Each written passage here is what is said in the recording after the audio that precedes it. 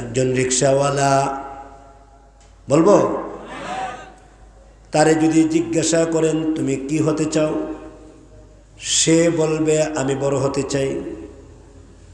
একজন দিনমজুর, তাকে যদি জিজ্ঞাসা করেন জীবনে তুমি কি হতে চাও, সে বলবে আমি বড় লোক হতে চাই, আমি বড় হতে চাই। যে আইসক্রিম বিক্রি করে, যে ছানাচুর বিক্রি করে, রাস্তাঘাটে ছানাচুর ছানাচুর বইলা বইলা ডাকে, পেয়ারা পেয়ারা বইলা বইলা ডাকে, রাস্তাঘাটে আমরা আমরা আমরা বইলা ডাকে, ডিম ডিম বইলা ডাকে, দুধ রাখবেন নি দুধ, দুধ রাখবেন নি দুধ। এই সমস্ত লোকদেরকে যদি জিজ্ঞাসা করেন তুমি কি হতে চাও, এরা বলবে আমি বড় হতে চাই। সবাই বড় হতে চায়, কেউ ছোট থাকতে চায় না, কেউ গরিব থাকতে চায় না, কেউ ওই যে দামি থাকতে চায় না। সবাই চায় দামিওয়ালা হইতে, সবাই চায় ইজ্জত, সবাই চায় সম্মান, সবাই চায় বড়, সবাই চায় উন্নত, সবাই চায় উচ্চ, কেউ নিচু থাকতে চায় না। পৃথিবীর কেউ চায় না। বড় হওয়ার যতগুলা রাস্তা আছে অল্প সময়ে বলে যায়, একটা সহজ রাস্তা বলে যায়। বড় হতে চান তাইলে সহজ রাস্তাটা শুনে যান। সুবহানাল্লাহ বলবেন না? বলবো, দরকার আছে, ছেড়ে দেই, চলবে ইনশাল্লাহ বলবেন না? বড় হতে চান ও আলেম, বড় হতে চান ও বক্তা, বড় হতে চান ও ইমাম, বড় হতে চান ও রিকশাওয়ালা, ও দিনমজুর, তুমি বড় হতে চাও, ও মেম্বার, ও চেয়ারম্যান, তুমি বড় হতে চাও। সহজ একটা রাস্তা তোমাদেরকে বলে দিয়ে গেলাম। আজকের আখিরি শেষ লাস্ট টাইমে, এরপরে আর কোনো বক্তা নাই, আছে নাকি? এরপরে আর কোনো বক্তা নাই। একটা মাদ্রাসার মাহফিলে আখের কথা আজকে বলে দিয়ে গেলাম। বড় হওয়ার সহজ রাস্তা হইল, বড় হওয়ার একটা আসানি রাস্তা হইল সহবতে আহলুল্লাহ, আল্লাহ ওয়ালাদের সহবত, আল্লাহ ওয়ালাদের সহবত। সুবহানাল্লাহ বলবেন না? আল্লাহ ওয়ালাদের সহবত বিশাল বড় গনিমত, আল্লাহ ওয়ালাদের সহবত বিশাল বড় বরকত, আল্লাহ ওয়ালাদের সহবত বিশাল বড় মাগফিরাত, আল্লাহ ওয়ালাদের সহবত বিশাল বড় রহমত, আল্লাহ ওয়ালাদের সহবত বিশাল বড় নাজাত। ওই যে কোরআন শরীফে আছে, আল্লাহ ওয়ালা 7 জন যুবক জালেম বাদশার বয়ে, জালেম বাদশার বয়ে, কার বয়ে? জালেম বাদশার বয়ে। আল্লাহ ওয়ালা 7 জন যুবক ডাক দিয়ে কয়, থাকবো না রে, এই রাষ্ট্রে থাকবো না, যে রাষ্ট্রে স্বাধীনভাবে ইবাদত করতে পারি না, স্বাধীনভাবে আল্লাহরে ডাকতে পারি না, স্বাধীনভাবে জিহাদ করতে পারি না, স্বাধীনভাবে ইসলামী আন্দোলন করতে পারি না, যেই রাষ্ট্রে স্বাধীনভাবে নামাজ পড়তে পারি না, যেই রাষ্ট্রে স্বাধীনভাবে দিন মানতে পারি না, এই রাষ্ট্রে থাকবো না, এই রাষ্ট্র থেকে চলে যাব। 7 জন যুবক একসাথে হইয়া পরামর্শ করেছি। ওই পরামর্শ আল্লাহর দরবারে সঙ্গে সঙ্গে কবুল হয়ে গেছে। এই জন্য তো আমরা বলি পরামর্শ করে তাবলীগ চালাও, কথা বলে না কেন? পরামর্শ করে তাবলীগ চলবে। তাবলীগ শুধু এক নাই তো, একজনের কথা মতো বিশ্বে তাবলীগ চলতে পারে না। এত সস্তা, তোমার কথা মতো তাবলীগ চলবে। তবলিগ চলবে উলামায়ে কেরামের পরামর্শের মাধ্যমে, ঠিক কিনা? পাগলামি পাইছো? মন গড়া মতো তবলিগ, মন গড়া মতো তবলিগ এটা নবীর তবলিগ হতে পারে না।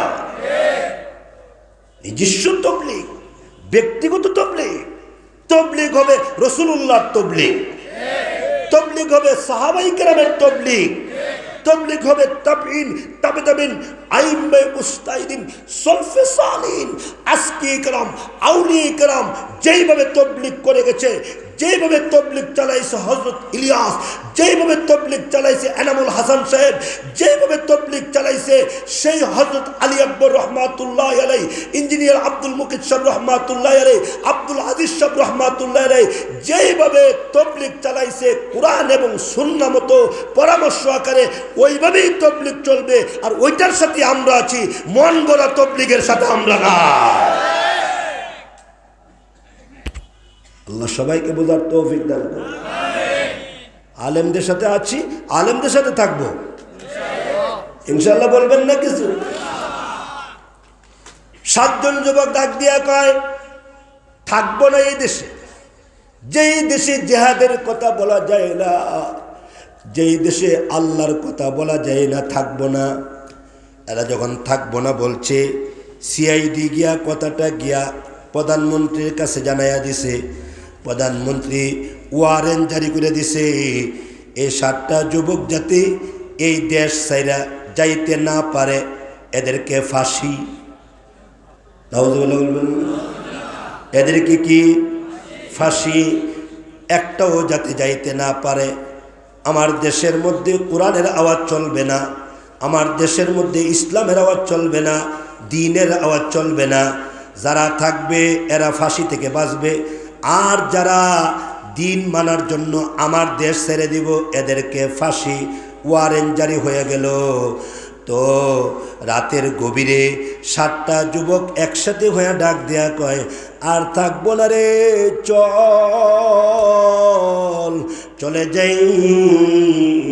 7টা যুবক একসাথে হইয়া যখন রওনা দিয়েছে, যাবে কোথায়, কোন দিক দিয়া যাবে, কোন রাস্তা দিয়া যাবে? এরা তো রাস্তা ভালো করে চিনে না, এরা তো আল্লাহ পাকের পেয়ারা বান্দা, পেয়ারা বান্দা। এরা তো রাস্তাঘাট ভালো করে চিনে না। এই জন্য এদের রাস্তাঘাটটা চিনাইবার জন্য আল্লাহ তাআলা একটা কুকুরকে আল্লাহ নিয়োগ দান করছে। একটা কুত্তারে নিয়োগ দিছে। জিজ্ঞাসা করেন কোরআন শরীফে আসেনি? কোরআন শরীফে আল্লাহ এই কথা তুলে ধরেছেন। একটা কুত্তারে আল্লাহ নিয়োগ দিলেন, একটা কুকুর। সুবহানাল্লাহ বলবেন না? এই জন্য নিকৃষ্ট মনে কইরা তুচ্ছ তাচ্ছিল্য কইরো না রে যুবক, তুচ্ছ তাচ্ছিল্য কইরো না। আল্লাহু আকবার। কুকুরের অবস্থাটাও আল্লাহ তুলে ধরছে। কুকুরটা কেমনে বসছে, কি আসবিস, সব কোরআন শরীফের আয়াতে আছে। কুকুরের কথা কোরআনে আইসা পড়ছে, কুকুরের কথা কোরআনে আইসা পড়ছে। বলেন তো দেখি, আমার রব যিনি, কুত্তার রব কে? আল্লাহ। আমার রব যিনি, কুকুরের রব তিনি। আমার রব যিনি, বিড়ালের রব তিনি। সুতরাং আল্লাহ হলো খালেক, আর আমরা সবাই মাখলুক। আল্লাহ কুত্তারে ডাক দেয়া কয়, আরে কুত্তা যা, আমি তোরে পাঠাইলাম আমার 7টা গোলাম, আমার 7টা ওলি, আমার 7টা কুতুব। সুবহানাল্লাহ বলবেন না? আমার 7টা গাউস কুতুব, আমার 7টা পেয়ারা পেয়ারা বান্দা, 7 জন যুবক, এদেরকে তুই রাহবুরি কইরা নিয়া যা, রাহবুরি কইরা নিয়া যা। এখন কুত্তাটা দৌড়াইয়া আসছে, 7 জন যুবকের কাছে এসে কুত্তাটা দাঁড়াইছে।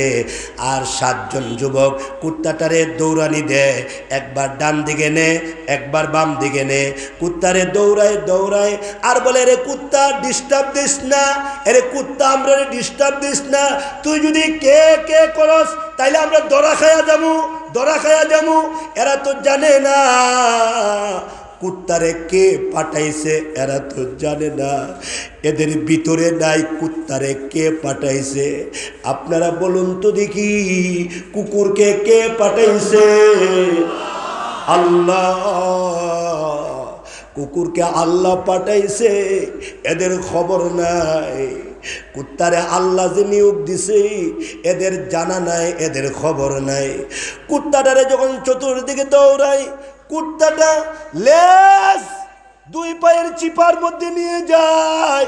কুকুর যদি দুই পায়ের চিপার মধ্যে লেজ নিয়ে যায় তাইলে বুঝবেন কুকুরটা সারেন্ডার হয়ে গেছে গা, কুকুররে মারবেন না।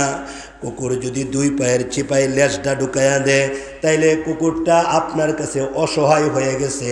আর কুত্তা যদি লেজটারে উপরের দিকে বাঁকা করে দেয়, মনে করবেন কুত্তাটা অহংকারী দেখাইতেছে। এগুলোও কিন্তু কিতাবে আছে। আমরা এত নিরক্ষর মনে করেন না, আমরা এইভাবে আর তুচ্ছতাচ্ছিল্য করেন না। সাবধান, সাবধান।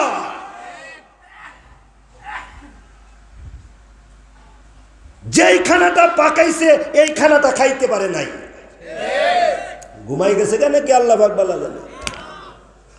যেই খানাটা পাকাইলো কি মজা করে পাকাইছে, কত ধরনের মশলা দিয়া তরকারি পাকাইছে, খাইতে পারে নাই। খাইতে পারে না, ঠিক কিনা জোরে কর। আর কবে সবক হবে, আর কত আমাদের শিক্ষা হবে।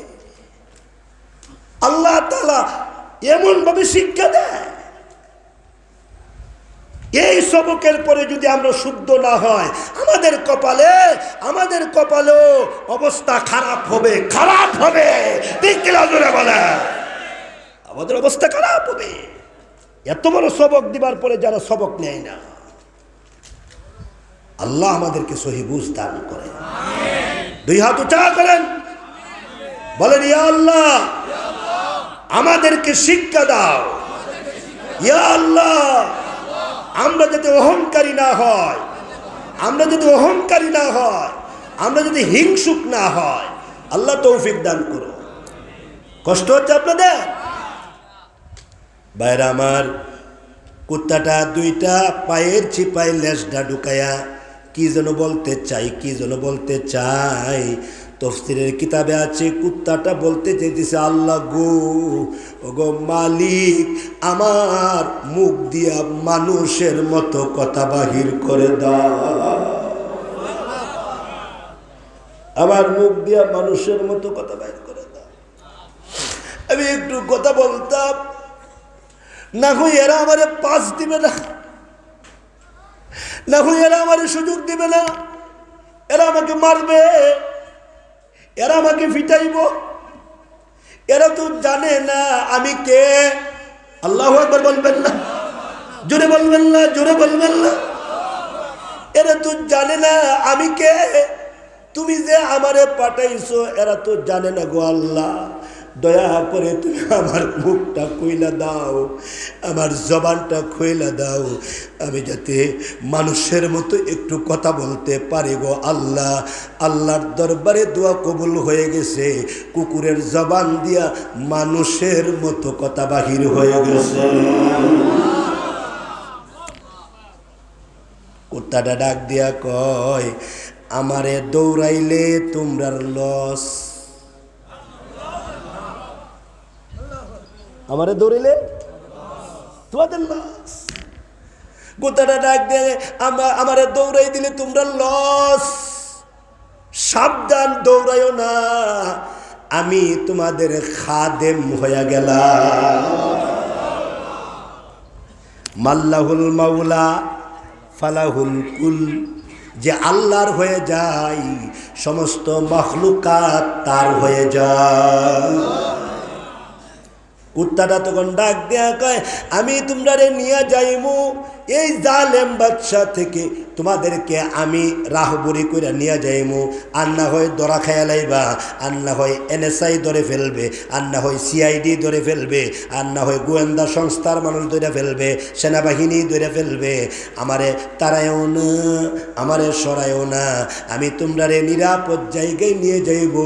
ও কালবুহুম বাসিতুম যিরাআইহি বিল ওয়াসিদ, ওই যে কুত্তাটা দুইটা পাও এইভাবে দিয়া সুন্দর করে কুত্তাটা গিয়া বসে গেছে গা, আর ইশারা দিয়ে বলতেছে গর্তের ভিতরে তোমরা ঢুইকা পড়ো, একটু পরে সকাল হয়ে যাবে, একটু পরে সকাল হয়ে যাবে।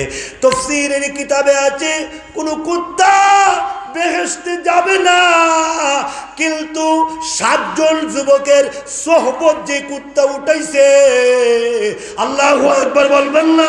আল্লাহু আকবার। 7 জন যুবক, 7 জন ইমানদার, 7 জন ওলি, 7 জন গাউস, 7 জন কুতুবের সোহবত যে কুত্তাটা উঠাইলো, যে কুত্তাটা 7 জন ইমানদারকে পাহারা দিল, তাফসীরের কিতাবে আছে শুধুমাত্র এই কুত্তাটা জান্নাতে যাবে। কি মনে করেন আল্লাহওয়ালাদেরকে? কুত্তা 7 জন আল্লাহওয়ালার সোহবত উঠাইয়া খেদমত কইরা এই কুত্তাটাই কেবল জান্নাতে যাবে, আর কোনো কুত্তা জান্নাতে যাবে না। সুবহানাল্লাহ জোরে কর। কুকুর যদি বলে, কুকুর তো নিকৃষ্ট প্রাণী, কুকুর তো নিকৃষ্ট প্রাণী, হ্যাঁ ঠিক আছে, বলে হাদিস শরীফে আছে কুত্তা যে বাড়িতে থাকে ওই বাড়িতে রহমতের ফেরেশতা আসে না, হ্যাঁ ঠিক আছে। কুকুরের লালা নাপাক, হ্যাঁ ঠিক আছে, কিন্তু কুকুর থেকে অনেক জিনিস শিক্ষা করার আছে, শিক্ষা করার আছে। হযরত থানবী বলেন কুত্তা থেকে নিজেই কিছু সবক নিয়ে নাও। বলে সবকটা কেমনে নিতাম? বলে কুত্তা যদি তোমার ঘরের ওই যে কড়াইয়ের মধ্যে তরকারির মধ্যে মুখ দিয়া দেয়, কুত্তা যদি তোমার ঘরের মাছ খায়া লাই, কুত্তা যদি তোমার ঘরের গোশত খায়া লাই, তখন তুমি কুত্তাকে এমন জোরে বাড়ি মারো, মাথার মধ্যে ঠাস ঠাস করে বাড়ি মারো, কুত্তাটা কে কে করতে করতে এদিক দা মালিগাঁও পর্যন্ত চলে যায়, পিপিয়াকান্দি পর্যন্ত কুত্তাটা চলে যায়। পিপিয়াকান্দি গিয়া কুত্তাটা তখন চিন্তা করে আর বলে, আহারে আমার মালিক আমারে কেন মারলো, কোন কারণে মারলো? আমার মালিক তো মারছে তার ঘরের ওই যে তরকারি ডেকচির মধ্যে মুখ দিবার কারণে সে আমারে মারছে, আমি অন্যায় করছি এই জন্য মারছে। এতদিন তো মারে নাই, এতদিন তো আমার মাথায় কোনো আঘাত করে নাই, আজকে আমি ওই যে তার ঘরের গোশতের ডেকচির মধ্যে আমি মুখ দিয়েছি এই জন্য আমারে মারছি, তাইলে মাইটটা আমাকে দেওয়া তার জন্য এটা ওয়াজিব ছিল, আমি অন্যায় করছি এই জন্য মারছে। কুত্তাটা নিজেরে নিজে ধিক্কার দিয়া ডাক দিয়া কয়, পিপিয়া কান দিয়েছস আর ওই দিক দিয়া তুই মালিগাঁও পর্যন্ত যাইস না, নিমুখ খারামির পরিচয় দিস না। কুত্তাটা তখন পিপিয়া কান্দি থেকে আস্তে আস্তে ছোট ছোট কদম ফালাইয়া ফালাইয়া মালিকের বাড়ির দিকে রওনা দিছে, মালিকের বাড়ির দিকে রওনা দিছে।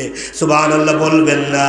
মালিকের বাড়ির দিকে অসহায় হইয়া, মালিকের বাড়ির দিকে নিজেকে দুর্বল বানাইয়া মালিকের বাড়ির দিকে আসতেছে আর মনে মনে কয়, আল্লাহ গো একটা সুযোগ করে দিও। হযরত থানবী লেখছে এই কথা, ওই যে কুত্তা মনে মনে কয় আল্লাহ একটা সুযোগ করে দিও, আমি যাতে মালিকের কাছে গিয়া অন্যায়টা স্বীকার করতে পারি, আমি যে মালিকের কাছে গিয়া আমার অপরাধটা স্বীকার করতে পারি। এমনি কুকুরটা আস্তে আস্তে আসতেছেন, আয়সা দেখে মালিক ঘুমায়া গেছে গা, মালিকের স্ত্রী ঘুমায়া গেছে গা, মালিকের বাচ্চাগুলো ঘুমায়া গেছে। কুত্তাটা তখন 2টা পাও ওই যে দরজার মধ্যে রাইখা আর 2টা পাও দরজার বাহিরে রাইখা, লেজটা 2 পায়ের চিপার মধ্যে দিয়া মালিকের দরজার মধ্যে মাথাটা লাগাইয়া কুত্তাটা কাঁদতেছে। ওই দিক দিয়া মালিক ডাক দিয়া কয়, ওগো অর্ধাঙ্গিনী, ওই যে দুপুরবেলা কুত্তাটারে দুইটা আঘাত করছিলাম, এত বড় আঘাত কেন করলাম? কুত্তাটা যে চলে গেছে গা, কুত্তাটারে আসরের সময়ও দেখে নাই, মাগরিবের সময়ও দেখে নাই, এশারের সময়ও দেখে নাই। মালিকের স্ত্রী ডাক দিয়া কয়, এত জোরে আঘাত কেন করলা, এত জোরে আঘাত কেন করলা? কিন্তু কুত্তা তো দরজার সামনে এসা অসহায় হইয়া অন্যায় স্বীকার করতেছে। মালিক তখন সকালবেলা দরজা খুলে দেখি কুত্তাটা তার ঘরের দরজার সামনে উপস্থিত। মালিক তখন কুত্তাটারে দেখা আল্লাহর শুকুর আদায় করে কয়, আহারে কঠিন মাইর দিছিলাম, আবার রিটার্ন ব্যাক করছে, আবার রিটার্ন ফিরে আসছে। তখন কুত্তাটারে নিয়ে ঘরের গোস্ত খাওয়ায়, ঘরের মাছ খাওয়ায়, ঘরের ভালো ভালো তরকারি নিয়ে কুত্তাটারে খাওয়ায়। তো হযরত থানবী বলেন, এ দুনিয়ার মানুষ, তোমরা আল্লাহ যখন একটু কোনো মুসিবত দেয় তখন তোমরা আল্লাহ থেকে দূরে চলে যাও, আর ফিরে আসো না, আর আল্লাহর দিকে আসো না। মসজিদ ছেড়ে দাও, মাদ্রাসা ছেড়ে দাও, আলেম ছেড়ে দাও, ইসলাম ছেড়ে দাও, দিন ছেড়ে দাও, ধর্ম ছেড়ে দাও। তোমরা কুত্তা থেকে সবক নেও না কেন? কুত্তা তো চলে যায় আবার ফিরে আসে। আল্লাহু আকবার বলেন। কুত্তা তো চলে যায়, আবার কুত্তাটা ফিরে আইসা তওবা করে অসহায় হইয়া মালিকের কাছে অপরাধ স্বীকার করে। তোমাদেরকে কোনো মুসিবত দিলে তোমরা ফিরে যাও, আর চলে আসো না কেন? তোমাদেরকে কোনো আল্লাহ একটু শাইস্তা করলে তোমরা দূরে যাও, আর ফিরে আসো না কেন? ফিরে আসো। বাজ আই বুত পুরুস্তি বাজ ফিরে ফিরে এ যুবক ফিরে আও, এ নারী ফিরে আও, এ বুড়া ফিরে আও, এ আলেম ফিরে আও। ওয়াসারিউ ইলাল ইসলাম, ওয়াসারিউ ইলাদ দ্বীন, ওয়াসারিউ ইলাল জিহাদ, ওয়াসারিউ ইলাল কুরআন, ওয়াসারিউ ইলাস সুন্নাহ। সুন্নতের দিকে আসো, তাকওয়ার দিকে আসো, আল্লাহর দিকে আসো। আল্লাহু আকবার। আসো, আল্লাহর দিকে ফিরে আসো। কেন দূরে যাও? আল্লাহ থেকে কেন সরে যাও? এমন আল্লাহ তুমি কোথায় পাইবা? এমন গাফফার তুমি কোথায় পাইবা? এমন গফুর তুমি কোথায় পাইবা? হাদিসে কুদসির মধ্যে আল্লাহ বলেন, গুনাহ করে করে জীবন বরবাদ করে ফেলাইছো, যদি গভীর রজনীতে একবার যদি আস্তাগফিরুল্লাহ লা হাওলা ওয়ালা কুওয়াতা ইল্লা বিল্লাহ তওবার নিয়তে যদি একবার বলতে পারো, আস্তাগফিরুল্লাহ লা হাওলা ওয়ালা কুওয়াতা ইল্লা বিল্লাহ, হাদিসে কুদসির মধ্যে আল্লাহ বলেন, বান্দারে আমি আল্লাহ তোর জিন্দেগীর সব গুনাহ মাফ করে দেই। সুবহানাল্লাহর জোরে কর। প্যারে হাজিরিন, কথা বলার উদ্দেশ্য একটা, বড় হতে চান সোহবতে আহলুল্লাহ, আল্লাহ ওয়ালাদের সোহবতে যান। সোহবতে আহলুল্লাহ সহজ রাস্তা। আল্লাহ ওয়ালাদের সোহবত ছাড়া কোনো আলেমও বড় হতে পারে না, কোনো মুফাসসির বড় হতে পারে না। আল্লাহ ওয়ালাদের সোহবত ছাড়া কোনো বক্তা আল্লাহর কাছে যাইতে পারে না। এ যুবক ভালো করে মনে রাখবা, 50 তলায় উঠতে গেলে যেমন লিফট লাগে, 60 তলায় উঠতে গেলে যেমন লিফট লাগে, ঠিক তদ্রূপভাবে আল্লাহর কাছে যাইতে গেলে এমন লিফটের দরকার। আল্লাহর কাছে যাওয়ার জন্য যে লিফট, ওই লিফট হলো আহলুল্লাহ। সুবহানাল্লাহ জোরে কোন। আল্লাহর কাছে যাওয়ার জন্য যে লিফট, ওই লিফটের নাম হলো আহলুল্লাহ। আহলুল্লাহ আল্লাহ পাকের ওলি যারা, তারা হইল আল্লাহরে পাওয়ার লিফট, আল্লাহরে পাওয়ার সিঁড়ি। এই জন্যে হযরত থানবী রহমাতুল্লাহি আলাইহি লিখেছেন, হযরত থানবী বলেন তু মুজাম্মাল আজ জামালে চিশতি।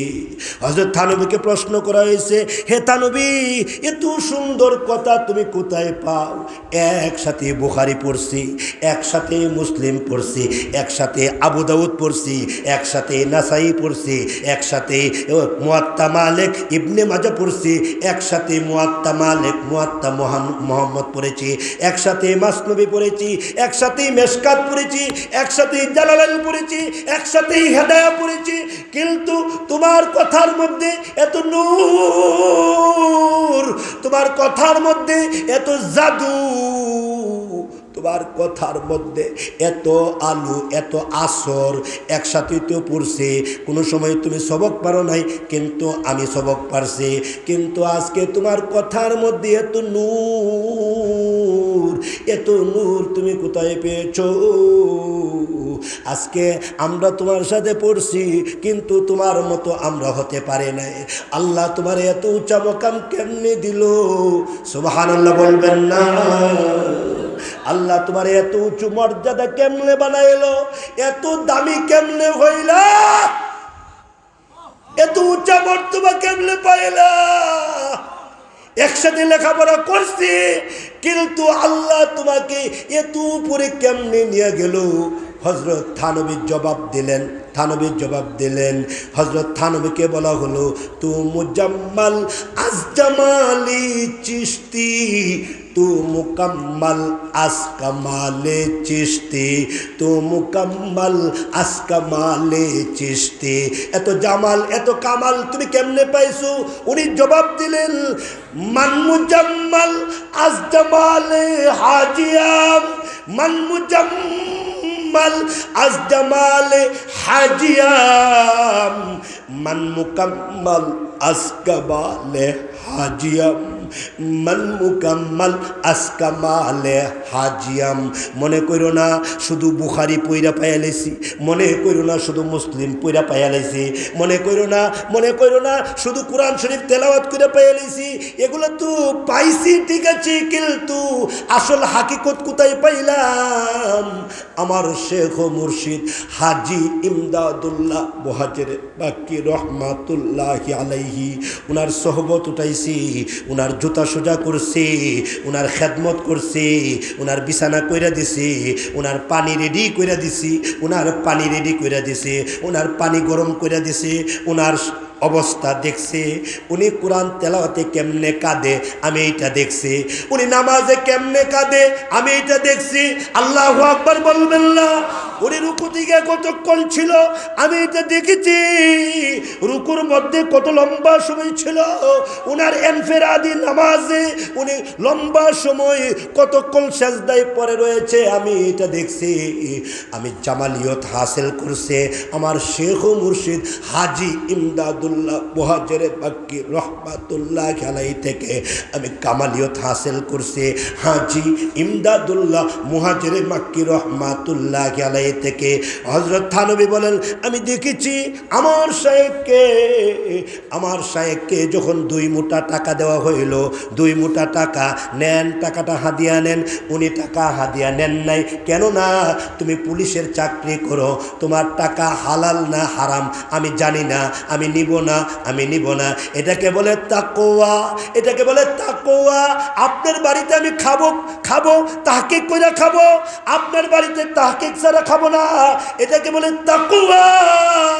আমার শায়েখকে দেখছি টাকা নেন নাই, 2 মুঠা টাকা, ওই টাকা নেন নাই। হযরত থানবী বলেন, আমার শায়েখকে দেখলাম টাকাটা গ্রহণ করেন নাই। লোকটা তখন ডাক দেয়া কই, হযরত টাকাটা নিলে খুশি হব। উনি বলেন, তোমার টাকা না ধরলে আল্লাহ খুশি হইব, তোমার টাকা না ধরলে আল্লাহ খুশি হইব।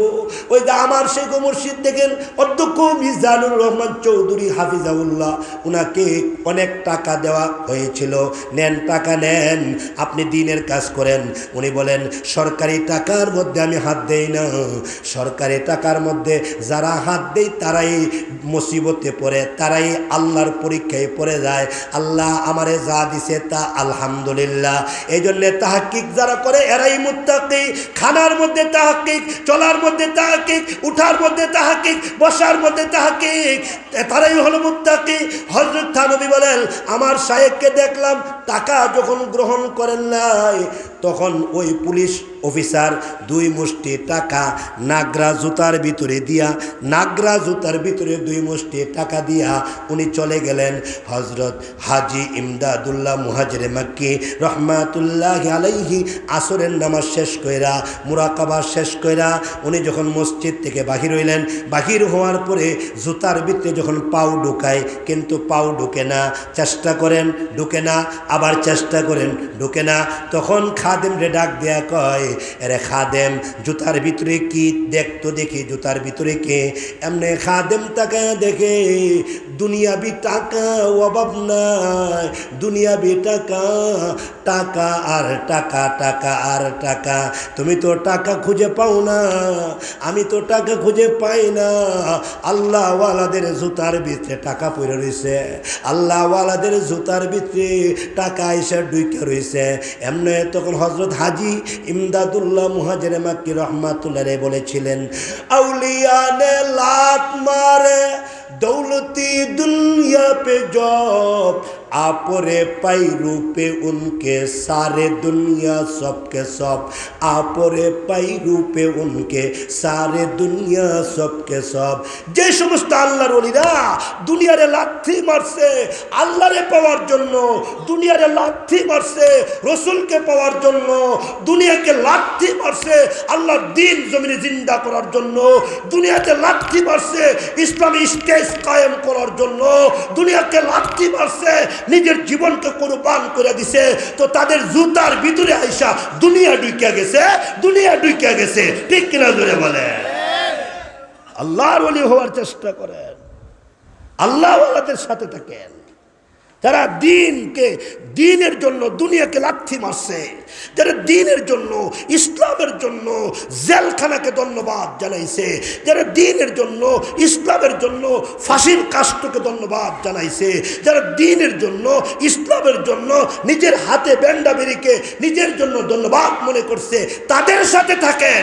ঠিক কিনা বলে? তাদের সাথে থাকেন। কার সাথে যান? উল্টা পাল্টা যাই কেন আমরা? আমাদের বিবেক কোথায় গেল? আল্লাহওয়ালাদের সাথে থাকবো। যদি আল্লাহরে পাইতে চাই আল্লাহওয়ালাদের কাছে থাকবো, যদি আল্লাহরে পাইতে চাই, জান্নাতে যাইতে চাই ও কুনু মাস সাদিকিন, যদি তোমরা জান্নাতে যেতে চাও তাহলে তোমরা আল্লাহওয়ালাদের সাথে থাকো। ও কুনু মাস সাদিকিন, যদি তোমরা কবরের আযাব থেকে বাঁচতে চাও তাহলে ও কুনু মাস সাদিকিন, আল্লাহওয়ালাদের সাথে থাকো। যদি কবরের আযাব থেকে বাঁচতে চাও ও কুনু মাস সাদিকিন, আল্লাহওয়ালাদের সাথে থাকো। যদি তোমরা মুত্তাকি হতে চাও, যদি তোমরা ইমানদার হতে চাও, যদি তোমরা ইমানওয়ালা, আমলওয়ালা, ইখলাসওয়ালা হতে চাও তাইলে ও কুনু মাস সাদিকিন, আল্লাহওয়ালাদের সাথে থাকো।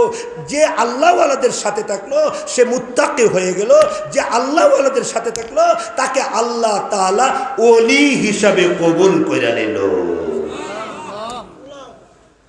আল্লাহ তাআলা আজকের এই আখের কথাটা আল্লাহ প্রথমত আমাকে মানার তৌফিক দান করুন, আপনাদের সবাইকে মানার তৌফিক দান।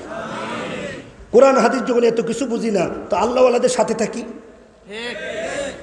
কথা বোঝেন না মনে হয়? এত কিছু যখন বুঝি না তাহলে আল্লাহওয়ালাদের সাথে থাকি, যারা যারা দ্বীনকে জিন্দা করার জন্য জীবন কুরবান করছে তাদের সাথে থাকি। আল্লাহ তাআলা এই বসমাকে জান্নাতের জন্য কবুল করে। এই 1 মিনিট 2 মিনিট কষ্ট হইব আপনাদের? সারা বাংলাদেশের রাজধানীর নাম কি? জোরে বলেন। ঢাকা। ঢাকা মানে হলো সব জিনিস ডাইকা রাখে, আকাম কুকাম যা আছে এটিও ডাইকা রাখে। আমার কথা কয় না দেখেছ? ঢাকা সারা বাংলাদেশের রাজধানী ঢাকা। তো ঢাকাতে যেমন মসজিদের শহর ঢাকা, এমন গুনাহের শহরও ঢাকা। গুনাহের শহরও ঢাকা। শুধু মসজিদের শহর কয়া ঢাকারে পবিত্র করেন না। তো সারা বাংলাদেশের রাজধানী যেমন ঢাকা, সারা শরীরের রাজধানী হলো কলব। ঠিক করেন না? সুবহানাল্লাহ কর। সারা বাংলাদেশের রাজধানী যেমন ঢাকা, সারা শরীরের রাজধানী কি? কলব। ঢাকা যদি গেল সরকার, ডাকাকে নিয়ন্ত্রণ করার জন্য আপ্রাণ চেষ্টা করে গেছে। আর আপনারা সাতপুর থেকে মধু ফুকার মতো ডাকা গিয়ে ঢুকছেন। সরকার আপ্রাণ চেষ্টা করছে ডাকাটা নিয়ন্ত্রণ করার জন্য। ডাকা ঠিক হোগা তো সব ঠিক হোগা। ডাকা ঠিক হলে সে ঠিক, তার ক্ষমতা ঠিক। ডাকা যদি নিয়ন্ত্রণ করতে না পারে তাহলে সে থাকতে পারবে না। এই জন্য ডাকা ঠিক রাখার জন্য আপ্রাণ চেষ্টা করছে। আল্লাহ রসুল বলেন, কলবটা ঠিক রাখার জন্য তুমি আপ্রাণ চেষ্টা করো। কলবটা যদি নষ্ট হয় সারা শরীর নষ্ট। ওয়াইদা ফাসাদাত ফাসাদাল জাসাদু কুল্লু। কলবটা যদি নষ্ট হয় সারাটা শরীর নষ্ট। ইদা সলুহাত সলুহাল জাসাদু কুল্লু। কলবটা যদি পরিষ্কার থাকে সারাটা শরীর পরিষ্কার। আর কলব হইল একটা গোশতের টুকরা, আর গোশতের টুকরাটার নাম হইল কলব। এ কলবটার উপরে মেহনত করো, কলবটারে খোরাক দাও। কলবের উপরে মেহনত করো, জিকির দাও। কলবের উপরে মেহনত করো, কলবের তেলাওয়াত ঢুকায়া দাও। কলবের উপরে মেহনত করো, তাহাজ্জুদের নামাজ পড়ো। কলবের উপরে মেহনত করো, ওই যে সত্য কথা বলো আর সুন্নতের উপরে চলো। আল্লাহ তাআলা আজকের কথা সবাইরে বোঝার তৌফিক দান করে। আমি এই মাদ্রাসার জন্য আমি মাদ্রাসাটা দেখে আমার খুব মায়া লাগছে। আর শেখ আল্লামা হাসান জামিল আমার বড় ভাই, উনি বললেন যে এই মাদ্রাসাটা আমি আমার নজরে রাখি, দেখি। শুই না খুশি হইলাম। আমি আজকে যারা কলবের কথা শুনছেন, কলবটা পরিষ্কার করার জন্য আজকের আখিরি মুনাজাতে আগামী বছর এই মজমাটা পাই কি পাই না কোনো গ্যারান্টি নাই। হয়তোবা এই মাহফিল আমার জীবনের শেষ মাহফিল হতে পারে। কোরআন শরীফ যেমন 30 পারা,